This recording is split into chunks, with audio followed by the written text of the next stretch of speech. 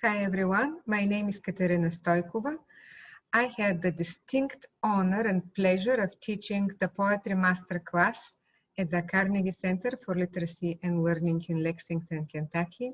We were an amazing group, had such great time that we decided to record a graduation reading. You will hear everyone read poems and say a few words about themselves, and I will start.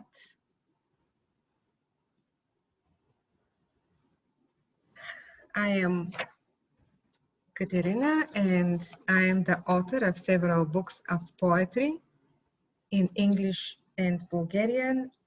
I read or write or edit or translate poetry all the time.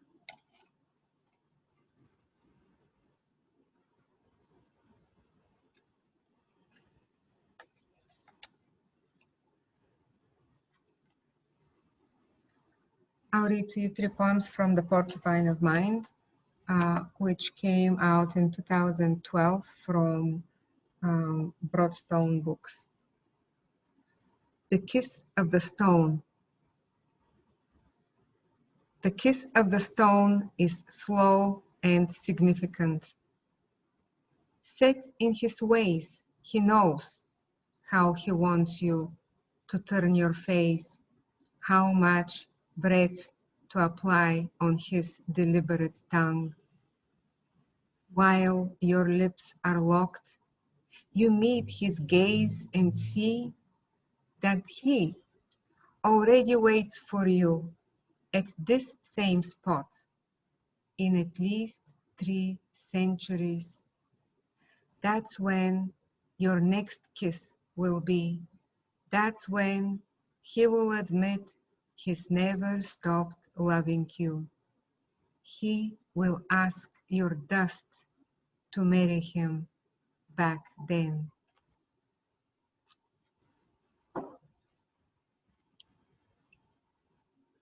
The next poem is about the fly. The fly in my room. I lived with hands pressed to my ears. I wore her as an emerald in my hair. At night, I stayed up and waited for her to fall asleep, to die, or for me to die first. We shared a pillow. She laid eggs in my dreams. I've never conceded, but we both know that tomorrow I'll pack my things up and leave. But tonight, she looks at me with honeycomb eyes, and I track the veins of her wings with my ring finger as her body shudders and stills, shudders and stills. And the third poem I'll read for you is called Better, and it is dedicated to my best friend Tony. The time I left my best friend behind was a time of hope for something better than a best friend, was a time of hope for true love, was a time of hope for a better life, better than a best friend, better than her true love, better than a life with my best friend, better than holding hands on busted streets, better than sharing the cheapest ice cream, better than her light body spooning mine in the hotel room by the US consulate, better than our unconditional love, unless I find something better. The time I left my best friend behind, there were parts of me I left her. I left her. Thank you. Next, we will hear Mike. Mike Wilson. Hi, my name's Mike Wilson. I write poems and prose both. And I just had my first book of poetry published, and I'm plugging it right here. Arranging Deck Chairs on the Titanic, Political Poetry for a Post-Truth World. And the first poem I'll read is from that book. It's called Thumbs Up. See if you can guess who it's about. He swaggers through china shops, smashing mirrors and manners with a jackhammered hatred worn as jewelry. He hurls parades of hand grenades in case someone thinks he's not strong, grinning with used car salesman's sincerity and shuffling a pack of lies, sharpening the hatchet for our collective suicide while he sizes up suckers and grabs whatever he can reach, stringing a crime spree into a necklace of notches in a gun. Sent from Hollywood heaven is what the preachers say. Discernment splintered in prisms of stained glass. Tiki torches and stone cold faces, and riots and rubble as everyone races to hiding places that shapeshift into seats on a train to oblivion.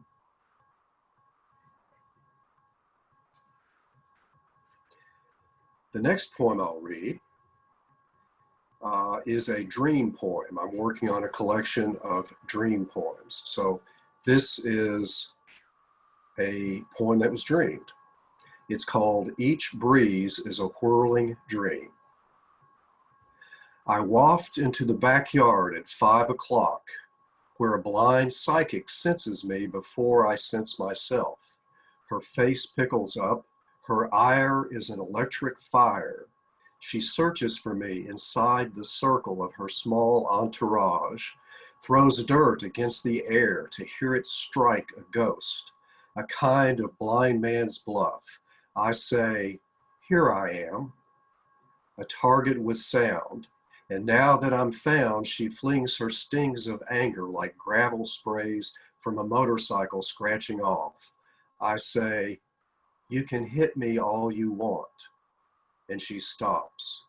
I wrap my arms around her, hold her in prayer to steady the shake of her sobbing until she's still and we merge in a glowing sphere of affection.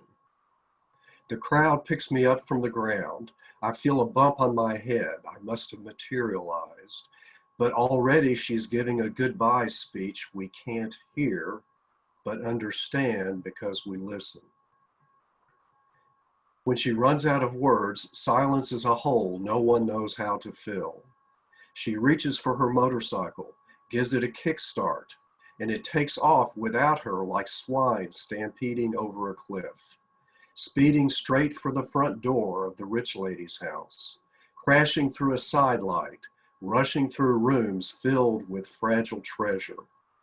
I run inside and find the bike on its side, exhausted, a panting tongue.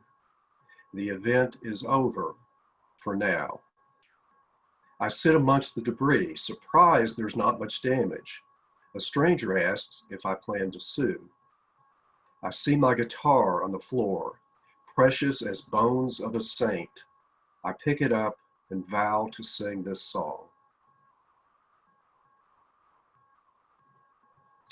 The last poem is not a dream poem, it's just a poem based on something I saw the other night. It's called Summer Solstice.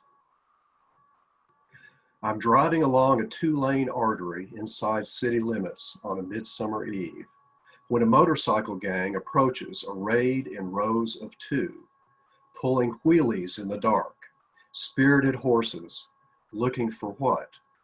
Headed for where? I'm unsettled by the sight, as when I watch 24 men march in front of the mall with rifles shouldered on the day we rally for immigrant rights.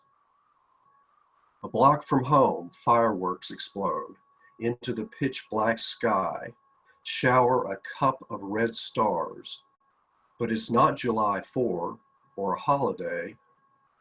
It's the itch for civil war and the arm reaching to scratch.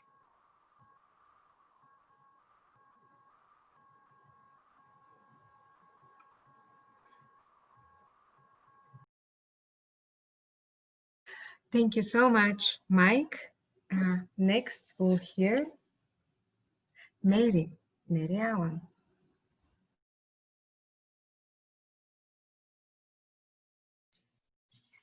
Hello, I'm Mary Allen. I'm from Lexington. I've come lately to poetry, both to read it and to write it. And I'm thoroughly enjoying myself doing that and also enjoying our community of poets here in Lexington. I have 3 poems. The first one I wrote a couple of months ago. It's called Artifacts. I don't research my genealogy or cling to family artifacts. Yet I walk in graveyards, read the stones, picture lives from earlier years, visit antique shops, flea markets, a vanity fair, imagine cooks, craftsmen, farmers plying their tools and sense the pride they might have felt possessing ceremonial and decorative objects. And I am saddened by the reality of impermanence, of forgotten dreams now for sale. And I think of my own cache, the faded snapshot of my paternal grandmother, who wears a long gingham dress and holds a tiny kitten, almost certainly a wiggle. Mother's china doll, which I hate, residing in a box labeled Land's End. Uncle Willie's medal for rhetoric and history, awarded by Erskine College. The teaspoon of coined silver that bears the tooth marks of my infant father. I am overwhelmed by ties to the past. The second poem doesn't have a title at this point. I'm still searching for it. It's in 4 parts, and I think you'll see the subject. 1, to be or not to be. To be perfect is not to be. To be perfect is not even to be thought to be. 2, perfect cannot modify circle. A circle is a circle is a circle, or it isn't a circle. 3, over 100 years ago, housewives, beguiled by the dictates of domestic science, served perfection salad, diced raw vegetables bound in gelatin. Perfection in the mind, but not the mouth. 4, I contemplate unicorns, exquisite beasts of aristocratic mien, strong and valiant. Perfection. And the last poem I want to read is kind of silly, but I like it. And it might be an ekphrastic poem. It's called Performance Art at Macy's.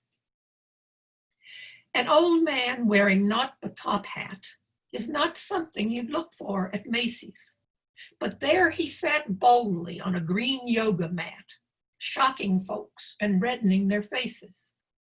It wasn't an act fit to stage in such places, and no onlooker ventured to chat with the old man who reddened their faces as he exposed with top hat on green mat. The manager arrived, but not for a chat, roared, "Old man, you must go other places. I forbid you to exhibit your hat and all that. You cannot perform without menswear at Macy's."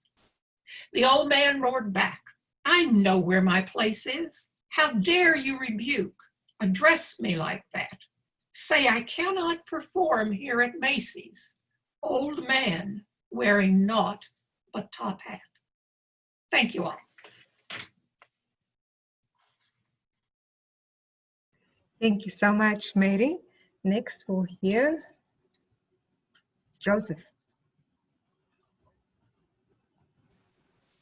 Hi, my name is Joseph Breen. I am a graduate of the Bluegrass Writer Studio at Eastern Kentucky University. And I write A lot of poems, mostly about love or the lack thereof, and I'm going to read some of those today. This first one I'm going to read is called Dark Water. It was actually published in April of 2019 by Into the Void magazine. Dark Water, Peterson Beach, Lake Michigan, August 31st. We tumbled, naked as children, into the shallows, a wash of shells clinking beneath our feet. With hushed voices and shy laughs, we pulled the murky water up around our waists, our chests and shoulders. The moon, tangled in clouds like woolen ropes, drew a long, shimmering line from me to the horizon. The stars, more than I had ever seen, rose like a river from the dunes.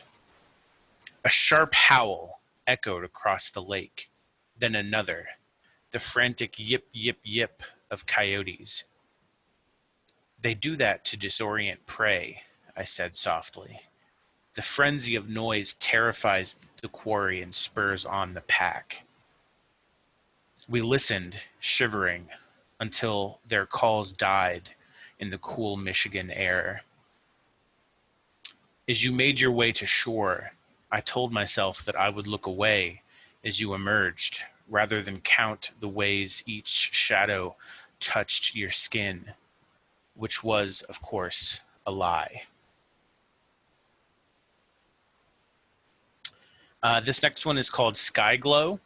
And it was recently, well, it is forthcoming in the Chafin Journal.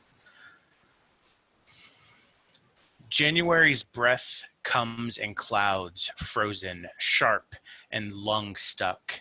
The trees stand naked and winter thin. Their silhouettes grasp at the streetlight sky. The world sinks around us as snow falls quiescent through the dull sodium vapor glow, scattered by clouds as vast, heavy, and indiscernible as youth. The winding up and winding up of waiting for an unknowable something. Here, in the dark, in the just give it time, you hold my hand, our fingers numbed, with a pocket of infinite heat trapped between our palms. And this last one is called Because He Didn't Know Which Was Scarier. I'm not in love with you, you say, cross-legged on the bed, leaning into me, thick-voiced and hesitant. Eyes unfocused, you stare at your hands, long-fingered and pale and always colder than mine. I don't think I ever was. Didn't we share this bed, these sheets, with only body heat between us? Didn't I wash the sweat from your skin as you kissed laughter from my lips? We were scared then, weren't we? Scared, but eager as the first ripe pears of summer, thin-skinned, freckled, and new-fallen, heavy with the gravity of this unfamiliar wanting. Weren't we brave? Brave as we dared in the land where rumors are thrown like punches, punches whispered like secrets? And weren't we patient as each grew to understand the other? Didn't we swear to find ways to love better, harder? And didn't you say that you were? You said that you were.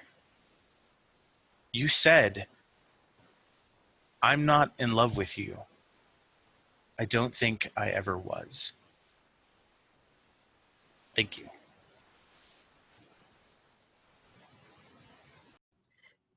Thank you, Joseph. Next, we'll hear Wendy Jet.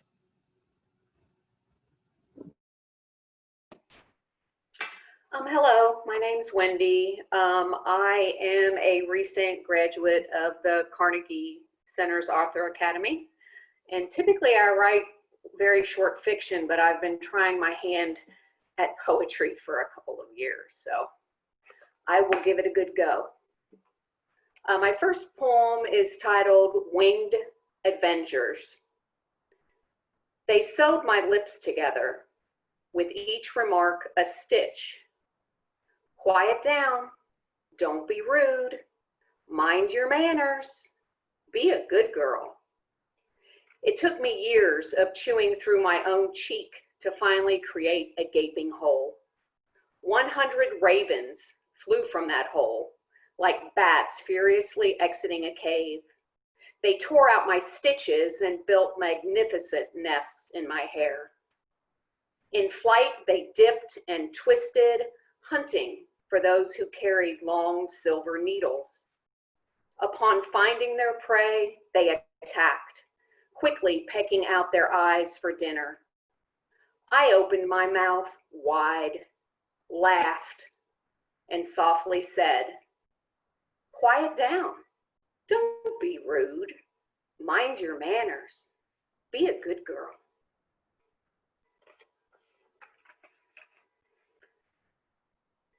The second one I have is entitled The Catch. I actually wrote this during Lex Pomo. So it's entitled The Catch. I am a fish, a rather ordinary fish. You are a lure, a beautiful, expensive lure, hand-tied by an expert, stored in your own clear plastic hardtop case. You enter the water with ease, a sense of purpose. Feathers spread wide, you begin to dance, a dance of promises. Twisting, turning, a pirouette in the prism of sunshine. I am hypnotized by the act itself. You are uninhibited, free, focusing solely on this rather ordinary fish. I am uncomfortable with this undivided attention, this fiery focus you have for me. I attempt to swim away, darting here and there. You follow, dancing and bowing, sweeping past me, yet close enough for me to feel a wisp of your beauty brush me. I am overtaken with the ache of longing. I turn quickly and I bite hard. Instantly, your softness becomes a spear piercing my flesh, extending to my soul. Your beauty was simply a costume, your dance a wicked spell. I am pulled, jerked, tossed through what remains my life. I fight furiously, eyes bulging, body seizing. I am unable to free myself. I am unable to breathe. I have entered a world that I know nothing of. Mouth pulsing, open, close, open, close. You are still with me. In the sunshine, wind floating through your feathers, I can finally see that vicious hook you used. It has impaled all that is me. I relinquish all that I am. I resign myself. I am lost. You dance, celebrating your exceptional skill at catching rather ordinary fish like me.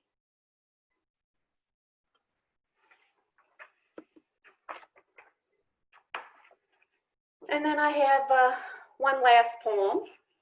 This is entitled Royal Family. She was only 6, yet wore a crown of hair and teeth and bone, a crimson veil across her face. Her closet was her throne. In the dark, she ruled the land with a fierce yet gentle fist. Always fair and loving, sealed each ruling with a kiss. Outside the door stood the beast, a dragon filled with fire, or perhaps a demon overflowing with wicked, evil desire. She knew the moment had arrived to step outside her cave. With shaking legs and shortened breath, she was so very brave. The demon slapped her baby face. He grabbed her by the hair, threw her on the princess bed. She mouthed a silent prayer. Help me leave my body now. Release me from this jail. I am a princess and I deserve to live a fairy tale. Thank you. Thank you, Wendy. Next, we'll hear Debbie.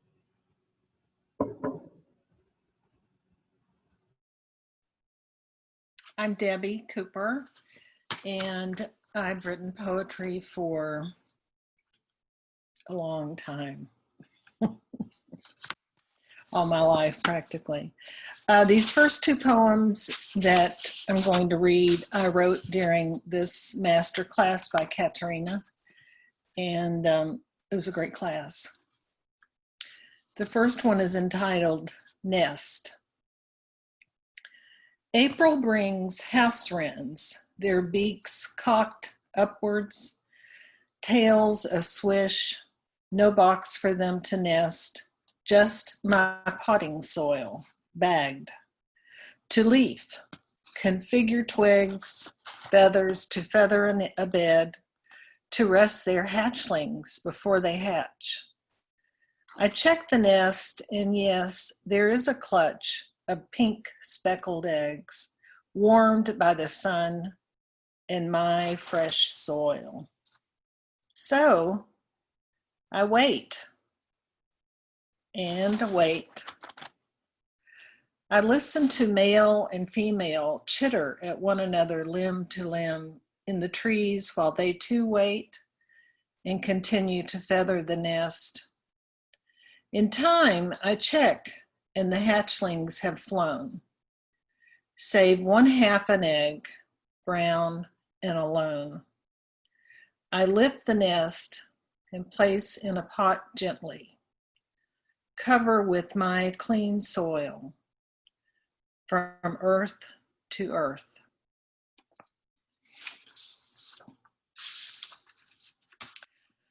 The next one is entitled White Deer at Kincaid Lake. She is moonlight, subtle and brilliant behind a trove of thimbleweed and ancient grasses. She angles toward the lake for water, but halts to listen. Her ghostly head and ears perk at strange lake sounds. These deer have been revered for centuries in myth and story. Some believe they are messengers of the afterlife. It is nearly dark, and night creatures are beginning their evening buzz. Cicadas have ceased clicking for the day. Twilight brightens her forest, lights her way to water and drink. A mystical creature. I fear she is merely crossing in my dreams.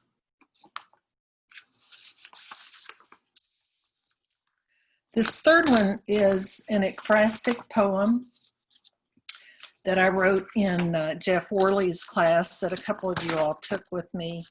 And I have a sculpture of the goddess Athena, and I wrote this in Jeff's class. So it's Athena.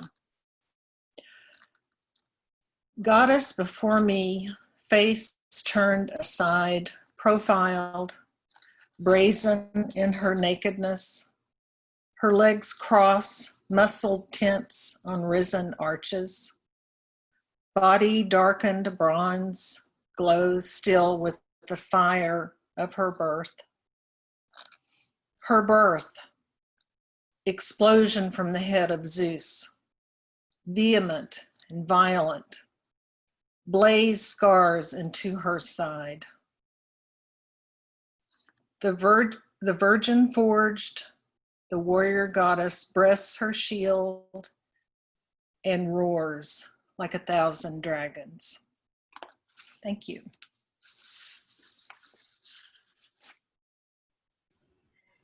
Thank you, Debbie. Next is Kathleen.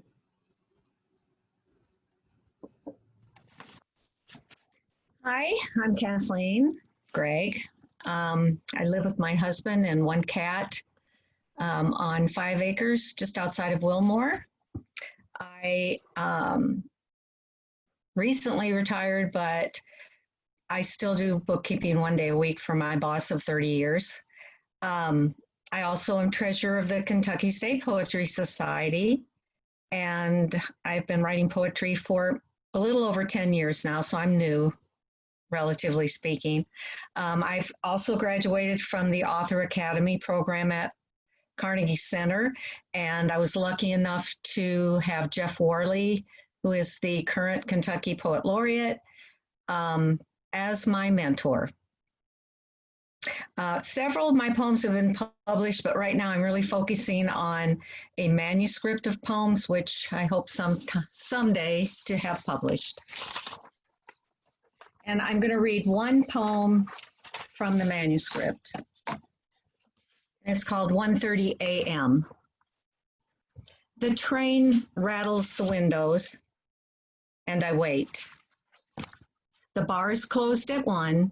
He's settled up the tab, short drive home, and right on cue, my husband staggers in the door, lurches through the dark house, stumbles over the threshold to our bedroom, work clothes tugged off and slung into the corner. He yanks back the covers, thuds onto the bed. A bitter tang of sweat, cigarette smoke, and beer billows up. Hands grope me, rub along my thigh. I shove his arm away. He slurs, "What's your problem?" I scream the answer in my head, but he's already passed out. Again and again, it's the train that nudges me. The sound of leaving settles in my bones.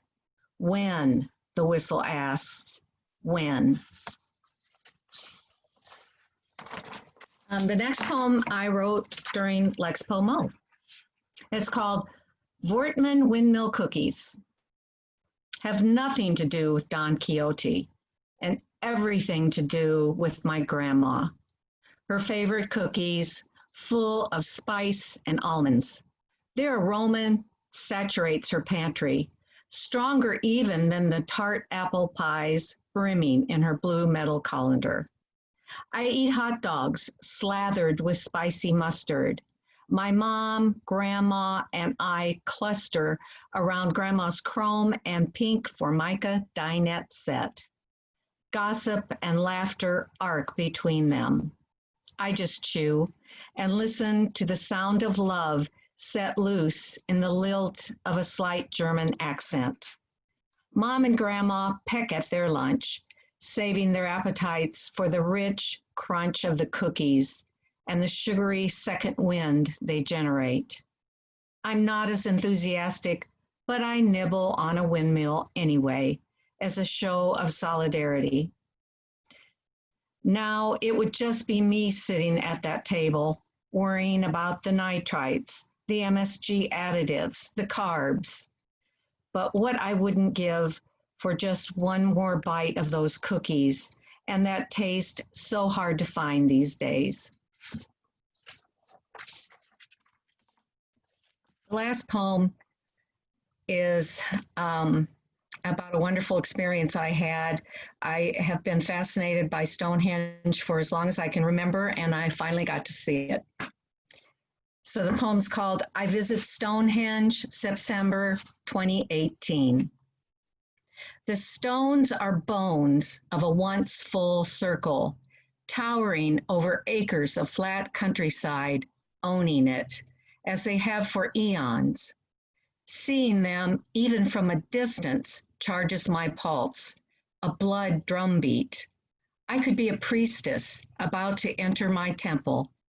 I step onto sacred ground for the first time, or at least in this life, longing to lay my hands on these weathered, lichen-dripped monoliths with their damp sandstone scent. I bend in, wondering how many whispered prayers have seeped into their crags or still hover in the air. Inside the circle, there is an utter stillness undisturbed by time. How many countless visitors like myself have felt suspended here, emptied of the rush, the push. Sunsets, an arrow of orange ember fires between two stones with eerie precision, part of a rite that remains a mystery. Druid chants, pagan dancing, supplications. I want to summon those ghosts, skim along the edges of age-old memory. Moon rises, cool luminescent light frames the stones. They breathe an ancient chill across my neck. I wind my scarf tight, time to go. Time for a halting exit, a turning back, for one last look, one last lean into the infinite. That's it. Thank you. Thank you, Kathleen. So next is Sarah. Hi, my name's Sarah Hickner. I don't have any publishing credentials, but I've been writing poetry for about 2 or 3 years, but I've been writing mostly speculative fiction prose all my life. My first poem is called School Trip to West Virginia. You who are like bindweed on the coal camp trellises, spread yourself and glut this fat earth of her kissing. Narrow are the miners' halls, narrow the life, the cough, the string of black jewels and black jewels wishing. On the vine so bright, you and your flowers bandage these old coal wounds. Worst as an ancestor's name, I don't know. Best as a child who remembers these tunnels the way a rat remembers, so deep that names it doesn't need. This next one is titled after a Chilean rock album from the 90s. It's called Fome, and it's got some Spanish in it. Gulp by gulp, y golpe por golpe, winter pulls you down, y te down, down, down, beso. Base your thoughts on poetry, sin un colchón como un lirón. La nieve se cae como un peso. Pace your path in poetry. Euphemisms euthanized. Carne is meat and sal is just salt. Hay masa en el horno, so hide this mass of thorns. Know that I too sing along as the snow falls like a weight. Wait, stay the wheel, the winter, the wrong, the first green seeds itself, no matter how many times you hear this song. And my last one is with apologies to the rest of the class because I am going to subject you guys to another Star Wars poem. This is called Crying for Some Unknowable Reason Every Time Rey Sees Luke's Childhood Home on Tatooine. It's a circle, you tell yourself, because things have to mean something. And if we circle the stars, we beg the stars to circle us. And what does it mean to go to a home you've never seen on Tucson, Tatooine, and bury two twins who meant everything to us? What does it mean to look into an empty house, empty of aunts, uncles, harvests, milk and meat and meals after arguments and before partings? Embraces in the overlong twilight and scoldings and lost teeth and lost ways and lost mothers and a blue-eyed child in a blue shimmer saying hope. Because now the galaxy has filled all that up with sand. Man, what does Star Wars even mean? Is sand filling up your empty bones where you were once a child and a shimmer? And that's it for me. Thank you. Thank you, Sarah. Marta, you're next. Hi, I'm Marta Dorton. I'm a visual artist in Lexington, Kentucky, and I work with painting, printmaking, and mixed media. And I also like to write memoir and poetry. So today I'm going to read Timeline. October blue sky, crisp Saturday morning air. Halloween graves decorate our front yard, leaving for son's inline hockey game in 90 minutes. Get up, get ready. 10-year-old son ambles in for breakfast. Get up, husband. Still asleep on the iris blue couch. Scent of coffee, eggs, and bacon. Son finishes meal, puts dishes on counter, returns to his room. 45 minutes until time to go, husband. I wipe down the range, put on warm clothes. Son brushes teeth, suits up. 25 minutes. Get up, husband. Dark hair peeking out, swaddled in mom's cornflower blue hand-stitched quilt. Son skates down the hallway. Get up, Dad. Skates back to bedroom. 15 minutes. Now, husband, you'll have to meet us there if you don't get up. Son and I sit on the Navy Club chairs. Wake up, we laugh. He's sleeping so sound. Ha ha, wake up. Get up, wake up. Son and I exchange looks. I rise to check. Son's eyes large, he yells, my dad is dead, my dad is dead. No, no, hush, that cannot be. I shake an arm, find it cool. Husband? Shake a shoulder, no response. Get me the phone. I press 911. 911, what is your emergency? I explain. Son, grab Dad's ankles. I'll take the shoulders. We drop husband to the oak floor. I hand Son the phone to give him a task. Son, tell me the instructions. Flat surface, head back, open jaw. Okay, but I asked to talk with 911. His jaw is set. Faint siren in the distance. The emergency vehicle will be there soon and they will help you further. Yes, I hear them coming, but the emergency vehicle is on its way and they will assist you. But, okay, click. Oh my God, the numbing begins. My eyes and heart glaze. Son rushes to his bedroom. Sirens fade out front. I let them in. They don't do much. Can't you check? You want us to check? Yes, I want you to check. Okay. Machine hooked up, flat red line. Their expressions say they already knew. Half hour later, neighbors come check. Coroner enters, policeman too. People walking throughout my house, looking in every room, backyard and basement too.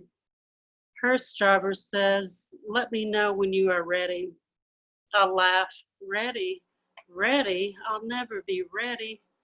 I want to curse and scream and tear things up, but there's much to do and emotions to temp. 45 minutes. Hockey game begins at the park. Son takes off inline skates. Call mom, dad, husband, sister, a friend. Let them call the rest. Sit with son on his bedroom floor. Nestle in corner with old stuffed toys. Son says, I can't believe this is happening and you're not even crying. I don't believe it either. I'm too numb to cry, but for son's benefit, I do. 90 minutes. Investigator calls for me. That's my opinion. I gather prescription bottles from bathroom cabinet and truck. He ponders, retains evidence. 3 hours. Coroner and most officials gone. Lone policeman and Hearst driver chat. I'm ready, I lie. Are you sure? Yes, I lie again, quaking inside. Clang, clang, a gurney up the front steps. Neighbor escorts me into the kitchen.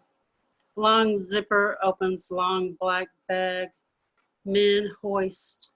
Long zipper closes long black bag. Heavy roll of wheels out the front door. I follow to the window, watch them slide the bag into the back of the hearse. Husband pulls away for the last time. I want to be alone with son, but people keep coming. They bring casseroles, tears, questions, suitcases. 4 hours. I look out the picture window. Dry leaves blow across the fake graveyard. Frankenstein, is he dead yet? Anita, new body, among others. Husband's sister wants to take them down, but no. Right now I'm grasping for anything I can control. And if they were real, they'd understand. And maybe husband's death is temporary too.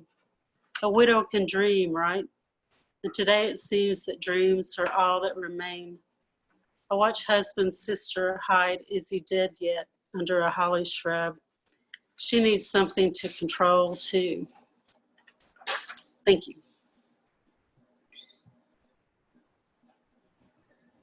Thank you. Thank you, Marta. Next, we'll hear Linda Freudenberger. Okay. Hi, my name's Linda Freudenberger, and I started writing about 3 years ago. I'm a retired occupational therapist, and I started taking classes at Carnegie, and I'm also, last year, I went through the Author Academy. I worked on my memoir and fiction, and now this year I'm working on poetry. So I've enjoyed this class, and I'm taking a poetry gauntlet. And the first poem I'm going to read is one, it's on a manuscript I'm working on called Cracking the Light, and it's about my grandsons. The Sheriff and the Outlaw. Brothers of opposite molds, the sheriff, enforcer of rules, order, structure, OCD to the 10th degree with a marshmallow heart. Sheriff says, Nana, stop on red, go on green. At the drive-through window, he yells, plain burger, ketchup only, not hamburger with only ketchup. The outlaw ruptures rules, beats his own drum, laughs with verve, pulling your last bit of patience along with your heartstrings. Outlaw says, Mommy says I can have 5 M&Ms when I go potty, and I only wear Toy Story pull-ups and only 3T pajamas, as he tosses 2T over his head on the floor. Opposite souls cuddled close as I read them tales of sharks and superheroes, followed by the sheriff proudly reading his primer. Next come bedtime hugs and kisses. Glimpses of that day tucked in Nana's mind, held tight till the next showdown with the sheriff and the outlaw. Okay, the next poem is, it's a COVID poem I wrote, and it was inspired after learning about the Potter's Field Cemetery off New York City at Hart's Island, and it was on the CBS Sunday morning show, April 26th. Hart's Island, New York City.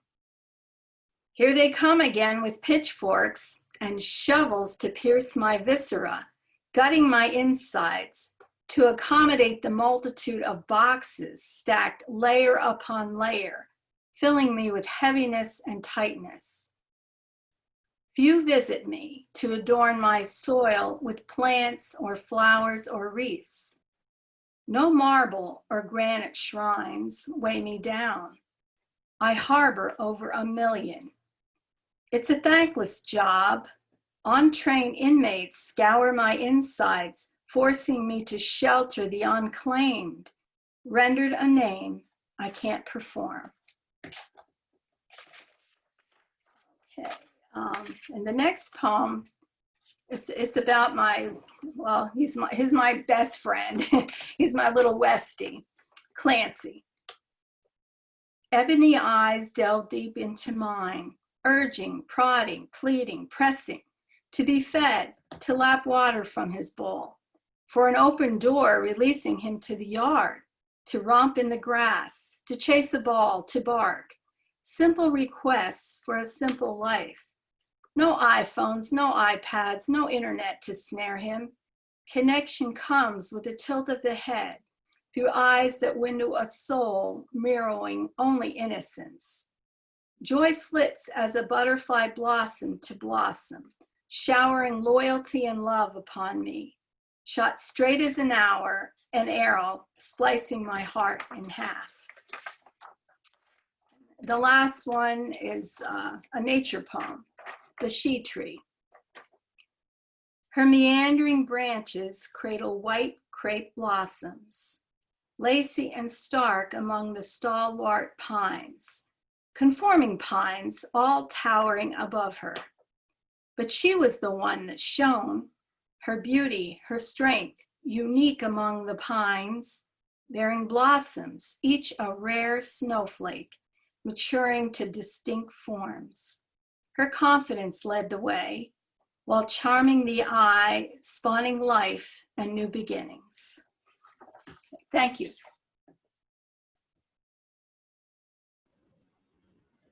Thank you, Linda. Next is Linda Angelo.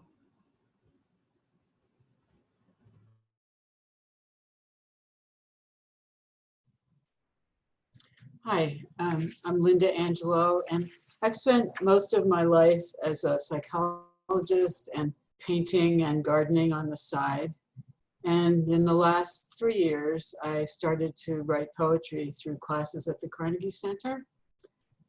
I consider myself a recovered shy person, and so it's really been delightful to find my voice and expand my voice and make up for a lot of lost years when I really didn't speak at all. My first poem is called 1968 Lunch Break. I have some phrases of songs from that time woven in here, so some of you might recognize them.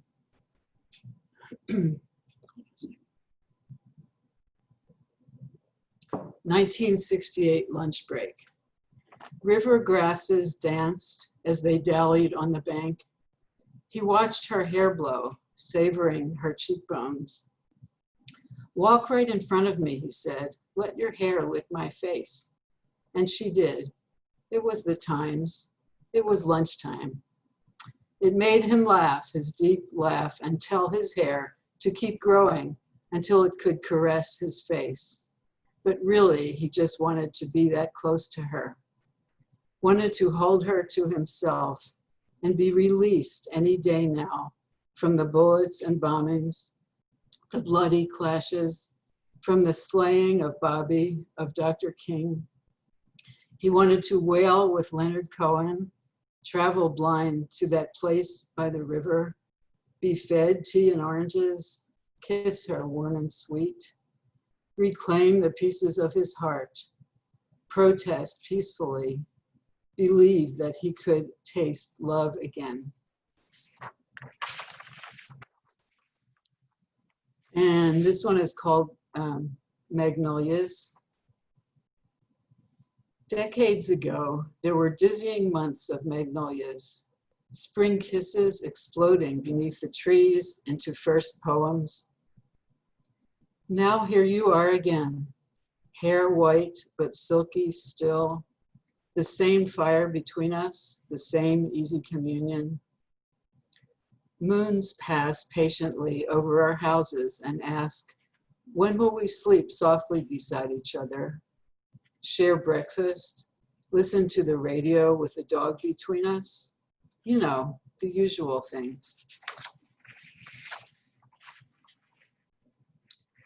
And this is a prose poem based on a visit to Mickler's greenhouse. It's called Hoya, which is a plant some people may know.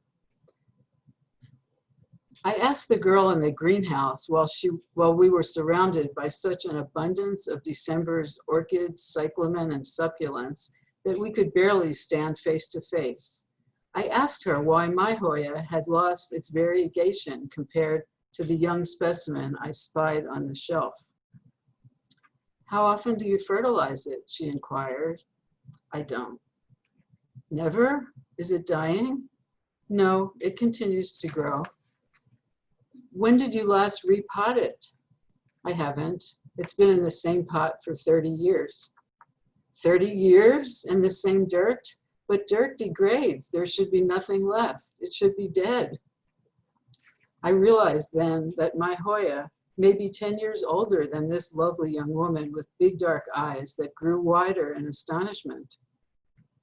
Perhaps to help her understand, I told her it was given to me by someone special way back when, and that it lived in a most beautiful corner of the house with a stained glass window that perhaps blocked too much of the light, but the Hoya was happy, climbing up the side of the window by curling itself around the Venetian blind cord.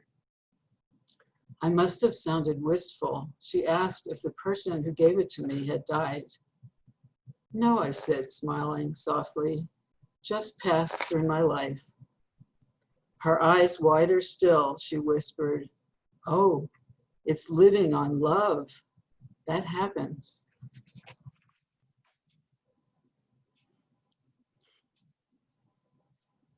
Thank you. Thank you, Linda. And we have Catherine next. Hello, my name is Catherine Paisley. I'm originally from Lexington, which I miss very much. I don't live there anymore. And I'm trying to become the poet that I think lives inside of me. So I hope everyone enjoys what I have to read. My first poem is called Future Tripping on a 1 a.m. date to the IHOP the night we first met.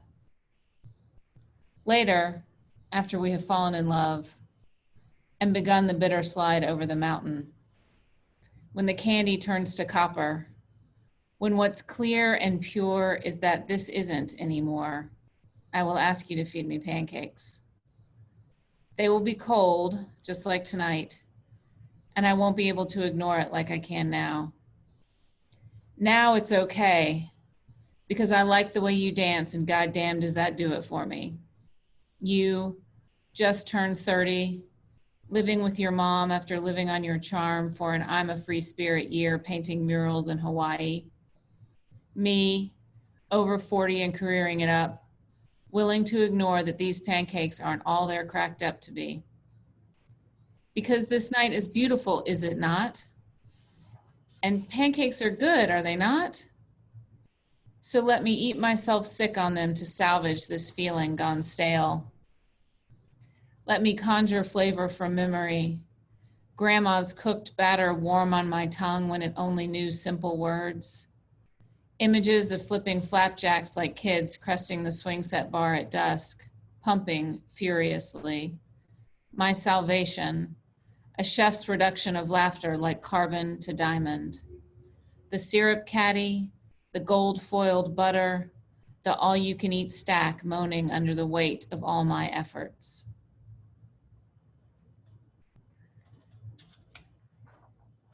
This next poem also mentions pancakes. I learned during this class that I have an obsession with pancakes, something I didn't know.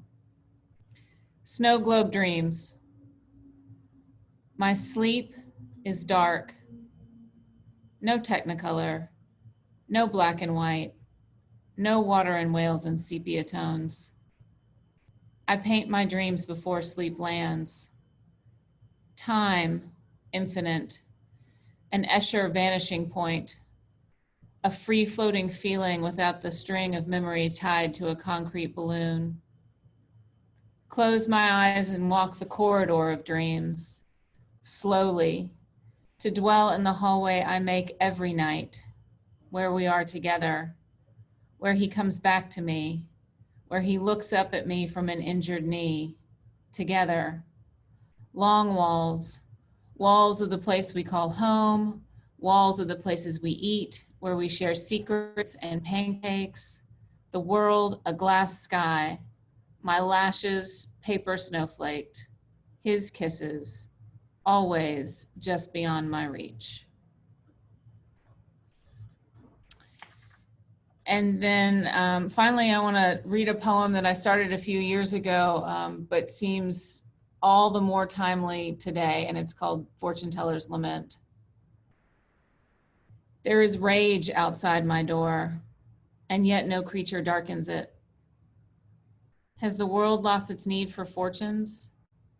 Has the world accepted its lot?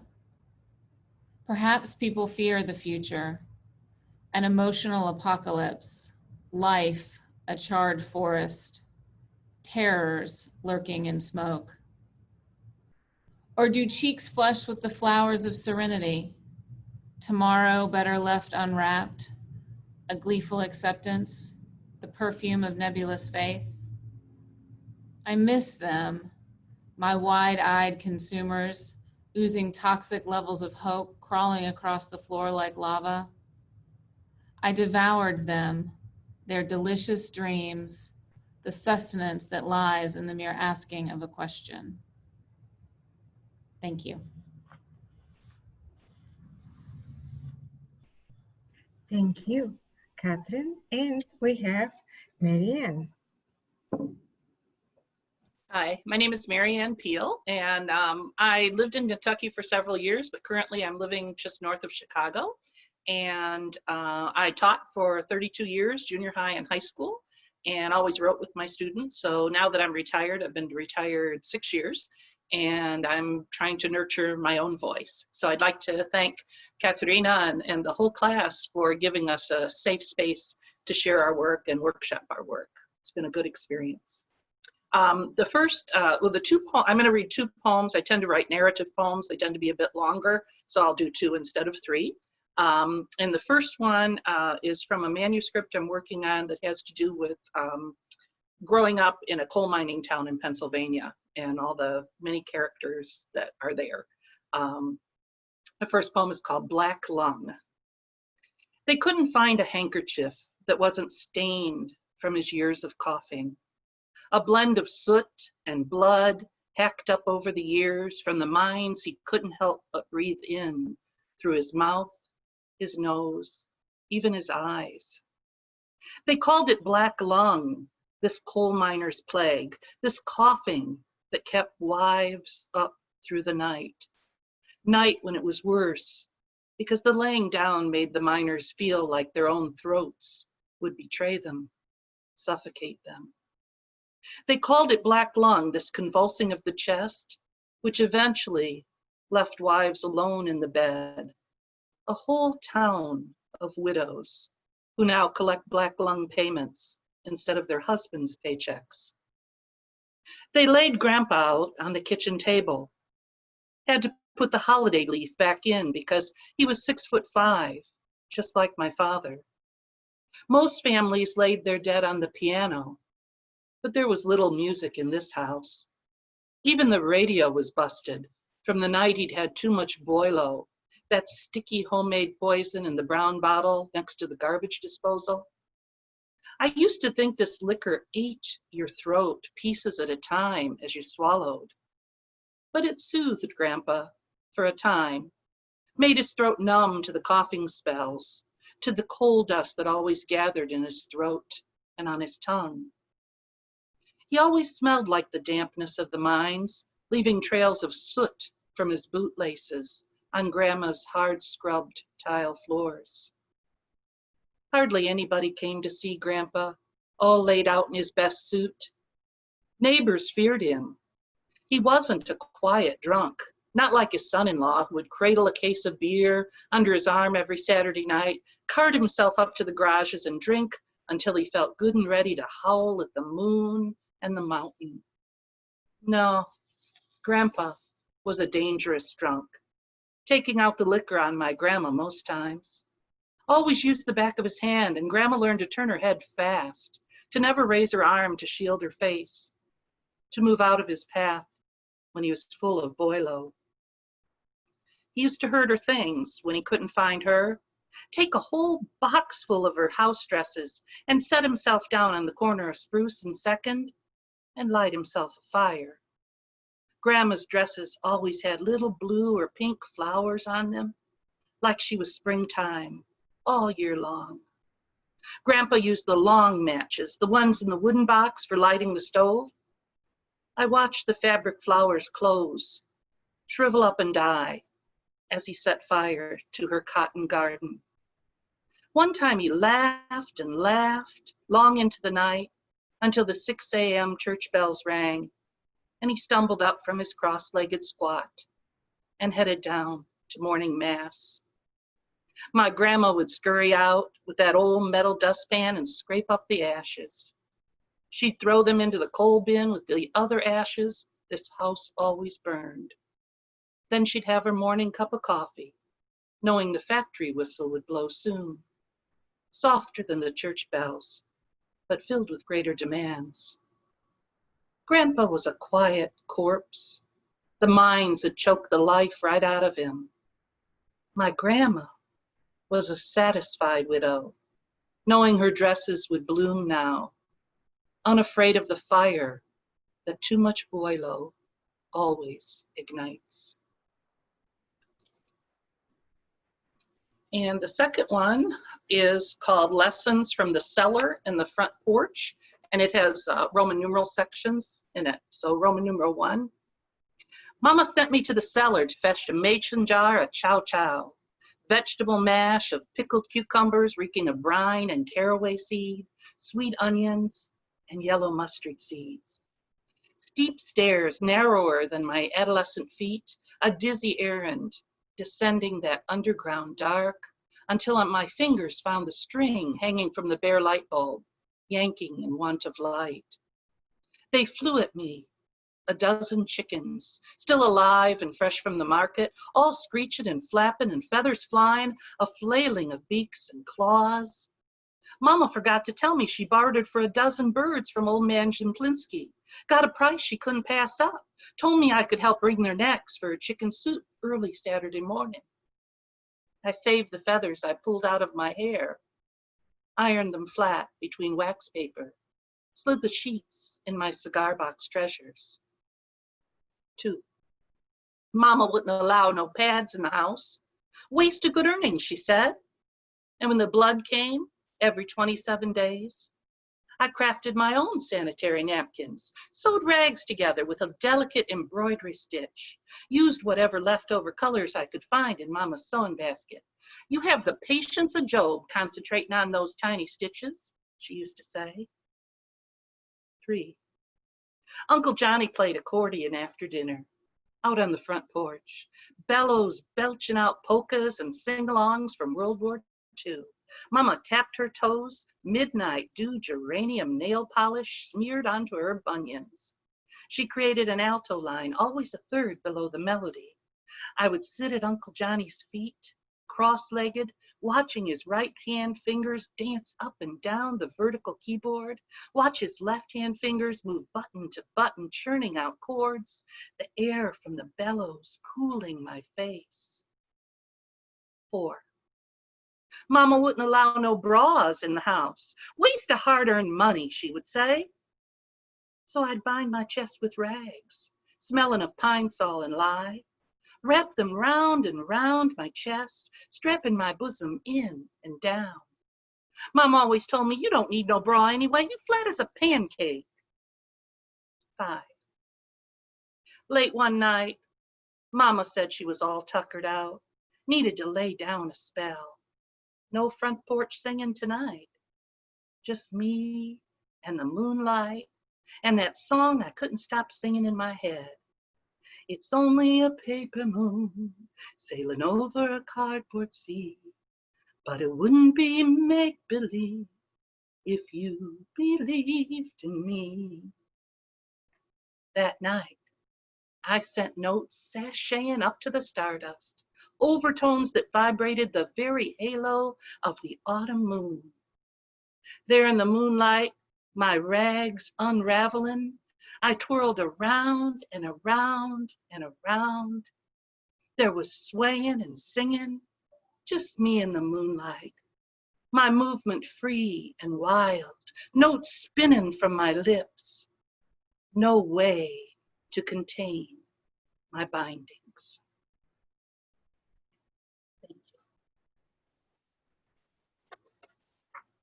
Thank you. Thank you, Marianne. And thank you, everybody, for reading and for sharing your work and for, just coming to have this graduation reading. It was fun working with you. Looking forward to the next time we spend time together. Appreciate you.